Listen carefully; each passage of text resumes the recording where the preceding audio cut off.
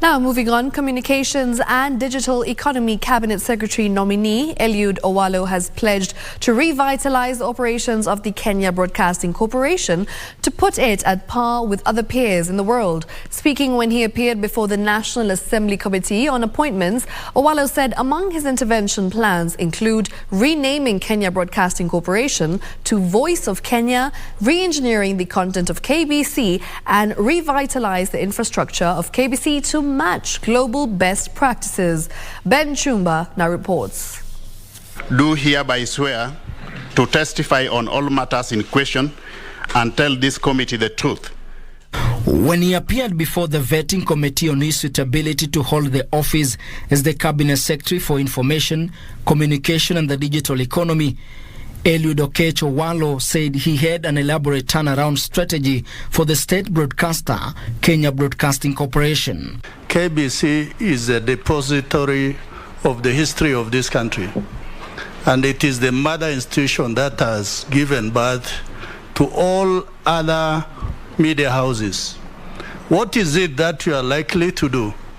I intend to revitalize the operations of KBC, first of all, by rebranding it. I don't quite understand the reason that informed, first of all, the change of name from the Voice of Kenya to the Kenya Broadcasting Corporation, Mr. Chairman. You know, there are certain very simple, basic things you can do and just change, turn over an organization. Owalo, who boasts over 22-year experience in consultancy within the human resource management field, hinted at renaming Kenya Broadcasting Corporation to Voice of Kenya. Just by changing the name of KBC to and reverting it back, for example, I'm just giving a hypothetical example, to its hitherto Voice of Kenya, that stands KBC in good stead to be seen as a market leader in that sector. Simple things. You just rebrand it. If cleared to hold office, Owalo told the vetting committee of his plans to re-engineer the content and infrastructure of the national broadcaster to ensure it gets effective positioning in the market. Those are some of the interventions, and I promise, without fear of contradiction, Mr. Chairman, that the issue of KBC will not just be one of my thematic areas or key result areas of intervention, but I would also want to be held accountable by virtue of having a very clear performance indicator as far as turning KBC is concerned. Samburu West Member of Parliament Naisula Lesuda was of the view the nominee, if cleared, should relook at the staff motivation, promotion and salaries for employees at the Kenya Broadcasting Corporation. Having worked at KBC, I don't think that rebranding is the main problem. It has been rebranded and rebranded and rebranded before. I don't think that is the main challenge. You might have to relook at it. But I want to also hear about the staff. You have to look at their motivation when you look at promotions, their salaries, just so that KBC is not only an incubator of good talent and then they move to the private media houses, but you should actually aim to retain the great talent that is at KBC. Asked on his commitment to media freedom, Owalo said he'll champion for a free press, stating that media has the ability to self-regulate.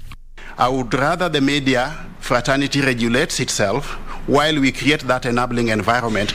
But if I'm successful and I assume office, I'll of course initiate constant, regular consultations with stakeholders in that industry. Owalo further pledged to invest in ICT infrastructure for affordable internet connectivity across every part of the country and oversee the implementation of the Computer Misuse and Cybercrime Act and Data Protection Act. So I believe from a legal, regulatory and proper policy perspective, we have got all that we require to ensure that this space is adequately regulated, but fundamentally without curtailing the freedoms of expression. With respect to digitization of government services, he envisaged to create a critical mass of digital jobs with a view to bring the unemployed youth who are qualified but lack opportunities into the job market. Owalo further promised to look into claims that government advertising agency is used as a weapon to punish media houses performing watchdog functions against the state. I believe in a participatory approach to leadership, Mr. Chairman, then we can re-engineer everything in that space at that point in time, based on matters arising therefrom or incidental thereto. Ben Chumba, Easy Friday.